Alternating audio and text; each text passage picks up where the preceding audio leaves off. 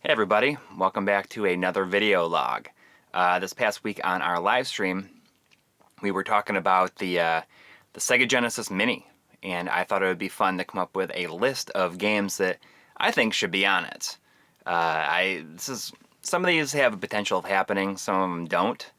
I based a lot of my information on a couple of specific things, whether or not these games have been re-released anywhere else, whether or not M2 has been involved with them before, whether or not, well, actually, I guess another reason is that, with the inclusion of Castlevania Bloodlines on this collection, that kind of opens up some doors, I think, for some things that maybe have never appeared on anything else before, because as we know, Bloodlines has never been re-released as far as I know, to my knowledge. It was never on Virtual Console. It's never appeared on anything else.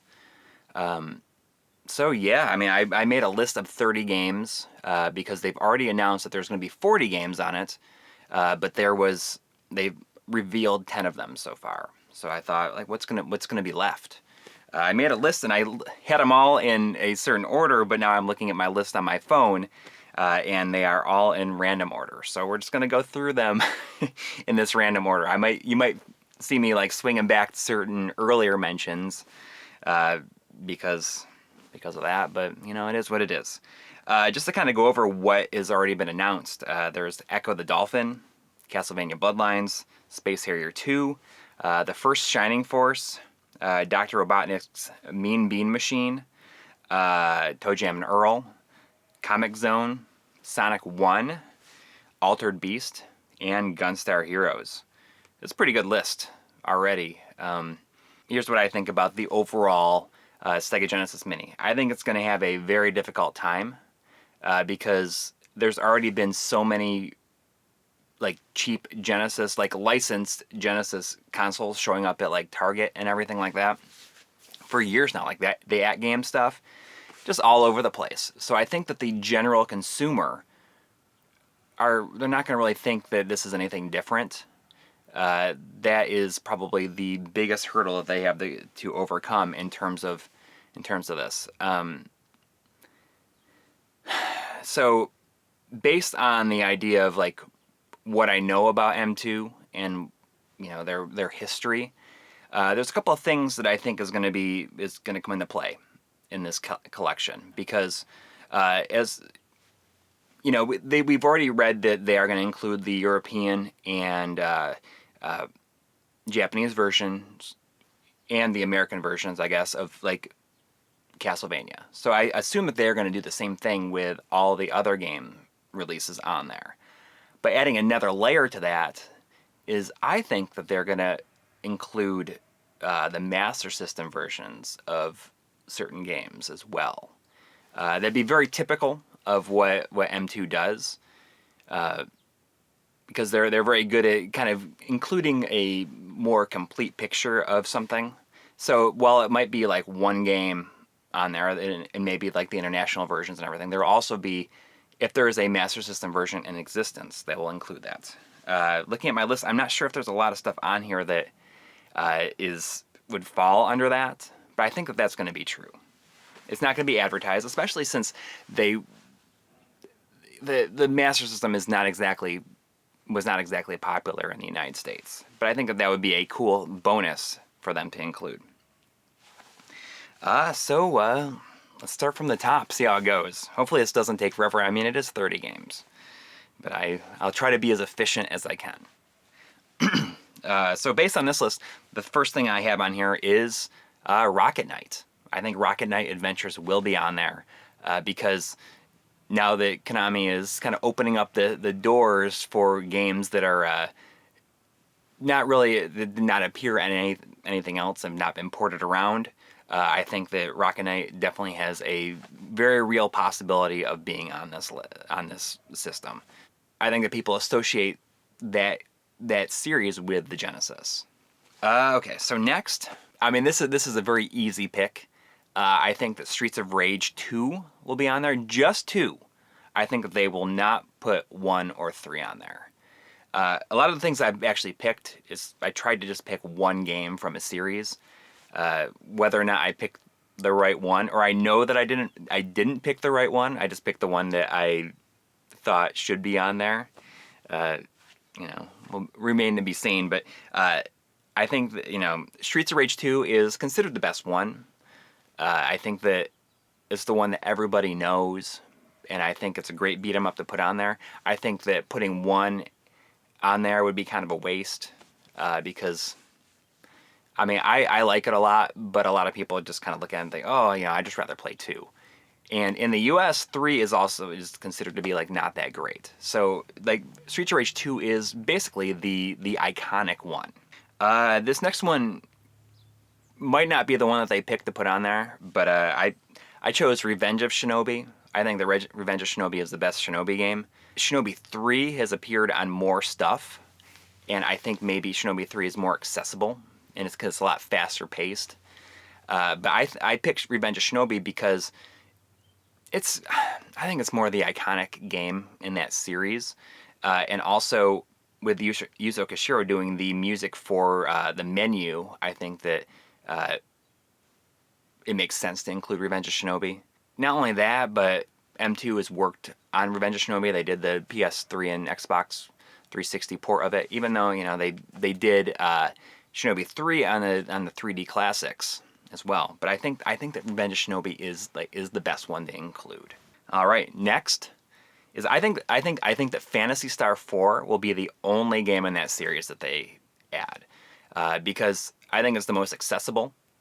It's doesn't require a lot of grinding. It's fairly evenly the difficulty is very even throughout the entire thing.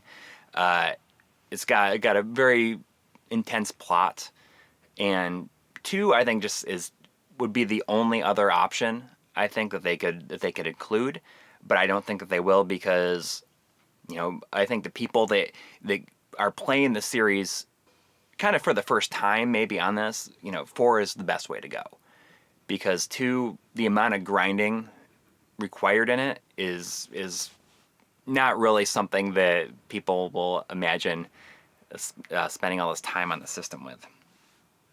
This next one, I guess, is something I don't think there's a very good chance of it happening, but it would be really, really cool if it did. And that is Monster World 4. I think that it'd be a great game to include because it's just really fun and there's a lot of cool stuff in it. And also, this game, with the official translation, has been kind of locked to download services at this point, and it'd be really cool to have this game on something physical, something that you can preserve it with for the future. It's a pretty late Genesis release as well. As a fan, I really want it to be on there, but I don't think it will be. But instead, I also picked, I guess this is one of the few times where I picked multiple games from a series. I do think that Wonder Boy in Monster World will be on there. It's gotten a bunch of re-releases. M2 has been involved with it. It's been on Virtual Console. Also, the Wonder Boy name has some clout with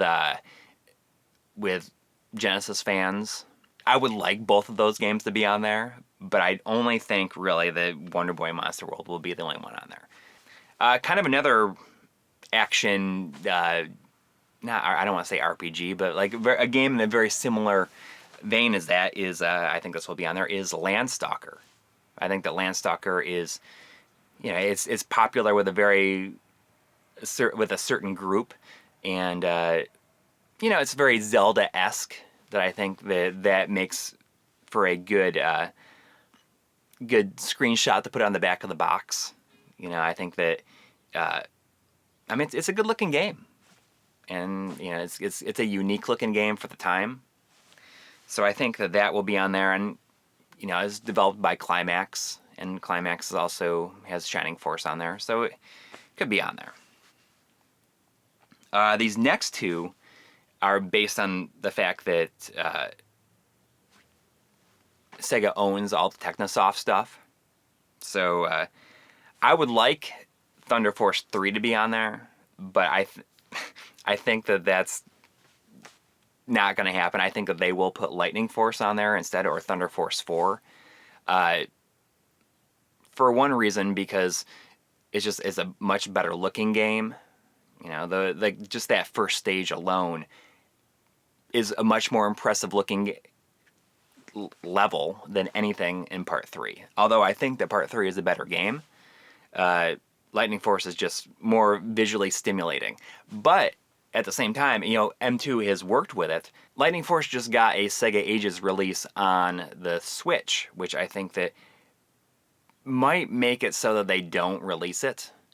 On the flip side of that, Thunder Force 3 got a Japan exclusive 3D Classics version on the 3DS that never came out in the US store. So I think that like one of those two games will definitely be on there. I would like Thunder Force 3 to be on there, but I think it's going to be Lightning Force. Another Technosoft game is Herzog Zwei. I think that'll be on there, especially since they just released it as a Sega Ages on the Switch release, which I guess is kind of going against what I just said. Like they won't. Why would they release it on here when they're going to have a standalone version on the Switch? But I think that Herzog Zwei certainly doesn't have any kind of name recognition with the non-hardcore Genesis fans. It's a very unique game. I have no idea how well it would go over, but I think it deserves to be on this, especially since it would be completely different than anything else on this collection. And you know, it's got a great soundtrack. All right, so next up is Alex Kidd and the Enchanted Castle. I think that this will be on there because it is it's a good way to play an homage to Alex Kidd's role as the Sega mascot for a long time. You know, during the Master System years, I think it's just people. There's a certain group, probably more international, that remember Alex Kidd as a Sega character, and he's kind of gotten a prominent role in different stuff. You know, I keep on going back to the Sega Ages on the Switch, but he's part of the intro on there. You know, he's the only person that appears in every intro. You know, he presents it. I mean, heck, he's like even presents his own game in the new Alex Kidd Miracle World release. But I think that's a good way to get a significant character in the Sega pantheon, I guess, on this collection. It's not a great game, but you know, I kind of like it. Okay, so next, I think this is absolutely 100% going to happen. There's no way that this is not going to be on here. Is Golden Axe. Golden Axe if that is not on there, I will poop my pants, to be honest. I mean, Golden Axe is such a iconic Genesis game. It's an iconic Sega game. It comes, you know, it's been brought up a lot. You know, it's got a remake, a really bad remake. It's a definite part of Sega history. I don't think that they will include 2 and 3 because they're nowhere near as good as the first one. I mean, I don't like either one of them. 2 was a big disappointment for me when it came out anyways. But 1 is a game that is probably one of my favorite Genesis games. I played it countless times. And I don't know. I think that is, out of everything on this list, that might be the safest pick of everything, because that is 100% going to be on there. All right, so now we already have the Robotnik's Mean Bean Machine on there, but I think that Columns will also be on there because it's kind of the iconic Sega Genesis puzzle game, the falling block game, and I think that I think that it's one of the old standbys that will always appear in something like this. It's good, you know. My mom really liked Columns. It's one of the only video games she's ever played and liked, I guess. But I think that is a safe bet, because Columns has basically been on everything at this point. This next one is kind of a long shot. I think that there's a chance that it could happen, but very, very small. and that is Castle of Illusion starring Mickey Mouse. Sega, like, they've remade it, but then they pulled it from the online store. I think it's been put back. I don't know if they have any way to even make this happen, but it's such a good game that I think that it really deserves to be on there, especially since the Genesis had those Disney games that are, between, like, the Illusion series on the Genesis was very popular, and I think it's a good one to throw on there. But I don't think that there's a good chance of it happening, but it would be really cool. And once again, M2 did a PSN exclusive version of it. It was really well done. Okay, so next is kind of going back to my first selection, or at least on this list. This next one is kind of going back to my first selection, and that is I think the Contra Hardcore is going to be on there. I think that Bloodlines has set a precedent, and if there is going to be another Konami game that has never really been re-released anywhere else, I think that it's going to happen. I think the Contra Hardcore is a definite pick to put on there, and it's an expensive game, and people will buy this for this game alone. But I think that's going to be on there. It makes sense. So next is the game, the number one game that I listed when I made this list. I was like, number one has got to be Ghouls and Ghosts. Ghouls and Ghosts is probably my favorite Genesis game. It is a game that I can go back to over and over and over again. I've replayed it countless times throughout my life. It was the launch game to have when the system came out. You got like Game of the Year, like an EGM when it came out. It was the game they had to have for the system at the US launch, and that is one of like a handful of Capcom games that Sega reprogrammed and released. And between that and early on releases was like that and Forgotten Worlds. I don't think that Forgotten Worlds will be on here, but I think that Ghouls and Ghosts will be. And if it's not, I think that that's a huge missed opportunity, especially since Ghouls and Ghosts and Goblins have been on other collections. So it only makes sense for that to be on here. And it's an awesome game. All right, I guess I'll talk about these two. So I'll do these two together. And that is, Sonic 1 is on there. I think that Sonic 2 is going to be on there for sure, and I think that they will have Sonic 3 and Knuckles as one game on there. The complete Sonic 3 experience. Sega is going into this thinking, okay, so we have like one shot of making this the best that we can, so let's just put everything that we can in there that is the best that we have to offer. I think that was the main downfall of the PlayStation Classic. I think that Sony went into it thinking, okay, so we're going to sprinkle some really good games in here, but the rest are just going to be like, because I think that we can make this a yearly thing. We'll come out with a new one every year that has different games on it, and we don't want to like give them all away with the first one. And that didn't work out well at all. But you look at the NES Classic and the Super NES Classic, and I think that they really went all in on it, like including all the Mario games, like every single one of them, 1, 2, and 3 in the NES Classic. So I think that Sega's going to do the same thing with this. So definitely it's going to be Sonic, since Sonic 1's already in there, but Sonic 2's going to be in there, and Sonic 3 and Knuckles. It's going to be one game, the complete Sonic 3 experience.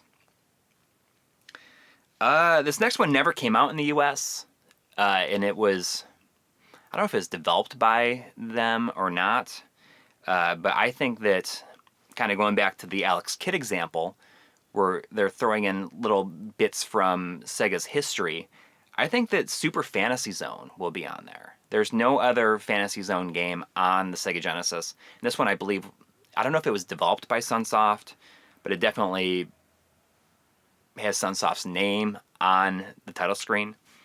And I think that it makes sense to include this as a part of Sega's history. And it got a Virtual Console release, and M2 loves Fantasy Zone. So I think that they're really going to be pushing to have this game on there, and I think it's important to have a Fantasy Zone game on here, and that's a good pick for it. Also, another non-US release that I think that is expensive. I guess that's another big factor. Is I think that they're going to be throwing some of these really expensive games on there, and a good example and that's my next pick is Pulseman. Pulseman did get a virtual console release. I think that it's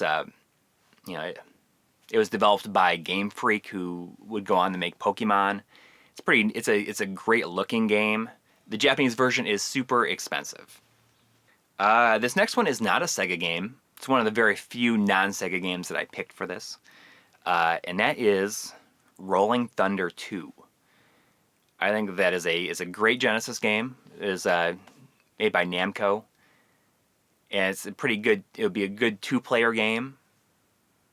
And Namco has appeared on other collections, so they do have like a precedence of appearing on these kind of compilations. And also, it appeared on the Virtual Console. I think that would be kind of an outside the box pick. Another super expensive game that I think will be on there because it did get a Virtual Console release, and not only that, but I guess people that worked on this game are at M2 now, and that's Musha. It's originally developed by Compile, who in Japan it's called Aleste or Alesti or however you say it, and it's been talked about recently that that M2 is making a new Aleste game. So I think that putting Musha on here is going to happen. It's a super expensive game in the U.S. And it does have a release on the Virtual Console. I think that there's probably a lot of people inside M2 kind of pushing for this game. Another game that did not receive a U.S. release that I think will be on here is Alien Soldier. It's a really good looking game. It is expensive. It's been worked on a bunch by M2 in various formats. There's part of the Ultimate Treasure box on the PS2. It was on Virtual Console. As far as I think it did get a European release, so there's got to be translation out there. There's not a lot of text in it anyways.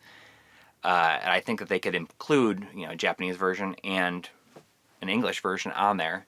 So I think that that's going to be on there, especially since Gunstar Heroes is on there, and this is another Treasure developed game. Treasure was a big part of the Genesis. This next one I think is going to be it's just kind of a standby. Like, it's been on a lot of collections. I have it. I have a physical copy. I got it in another a package with a bunch of stuff. I don't particularly care for it, but it does have a certain pedigree of people that worked on it and helped develop it, and that's Beyond Oasis. I think that's another good top-down RPG action game, and it was developed by Ancient, which is, Yuzo Koshiro. Maybe he was saying, I'll do this, but you got to put these games that I was involved in on the system on there, and Beyond Oasis would be one of those. All right, so next I have a game that I believe is definitely going to happen, especially considering its role in Sega's life, and the fact that Space Harrier 2 is on there makes me think, okay, so there's no Space Harrier 1, but what other superscalar games can they include on here that are kind of synonymous with the Sega name? And the Genesis version of Outrun, I think, will be on here. I think it's a safe pick. It's not a particularly great version of the game, but I think it's a safe pick. I think it's a definite shoe-in for being on there, because if Space Harrier is going to be on there, then we're going to throw Outrun in there. All right, so next is I feel like this could happen. It's an expensive game. It was originally published by Atlas, and Atlas is part of Sega now, so I think that this could happen, and that is Crusader of Senti. It kind of fills that Zelda niche that needs to be on here. You know, even though some of the things I mentioned beforehand kind of fit into that gap, but I think that Crusader Senti is basically their number one pick for something like that, because it has such a good look to it, and people are like, oh, that's exactly like Zelda. I mean, they might think it's a good thing. They might not think it's a good thing. I don't know if it got a virtual console release. It may have. So, kind of going back to the Ghouls and Ghosts thing, two kind of major games on the system were developed by Sega, but were ports of Capcom games, and that, of course, Ghouls and Ghosts. And the other one I think will be on here is Strider. I think that Strider it's an important game for the Genesis, being like the first 8 meg game released. That was a big selling point for it. So, people might not love the game. It's kind of janky, but it's a very good looking game. It just makes kind of a light pick because it's a very easy game, and I think that people will be happy to see it on there. I like it. A lot of people might not think it's great, but I think that it's more important to put it on there because of its role in Sega's life. And these next two very much ride on that super scalar comment that I made earlier. Is Afterburner 2, I think, will be on here. Not a very good version of Afterburner. It's not great. But I think that Afterburner deserves to have a presence on this system. And on that same tip is Super Hang-On. I think Super Hang-On will be on this as well. It's fun to play. I mean, it looks all right. I always like the character sprite in it. But I kind of go back and forth whether or not it's pointless to include this if you're going to put Outrun on there. But I think that it will be. I think that Super Hang-On will be on there. I think the Super Hang-On will be on there before Afterburner 2 is on there. This next one goes back to the whole treasure thing. And when you think of treasure in the U.S., you think of Gunstar Heroes, and you think of Dynamite Headdy. I think the Dynamite Headdy will be on here. M2's worked with it a bunch in the past. I saw a virtual console release. I think that it makes sense. It's a bright, colorful, good-looking game. I think it's gonna be on there. I don't know if people are going to be ready for the challenge, but I mean, if you can have save states, then people will be all right with it, I think. And my final pick, it is a later Genesis game. It has a certain pedigree behind it. It's a good looking game, and that is Ristar or Ristar, however you say it. I've always said Ristar. What can I say? I think it's a safe pick. I think that. I didn't think of it immediately until someone else mentioned it, and I was like, oh yeah, that's definitely going to be on there. I don't have it. I've not played very far in it, but it's appeared on most other compilations that have come out. I don't think the M2 has had any direct involvement with it outside of the virtual console. So there we go. That's 30 games. I have no idea if I'm going to be close with this, but I'll be very interested to see when the full list is released, as if they release it over time. I think people are going to be impressed. And so, what do you think is going to be on there? Am I talking about anything that just seems so outlandish that there's no possible way this can happen? Is there any picks that I had that surprised you? I want to know. Let me know. All right. See you next week.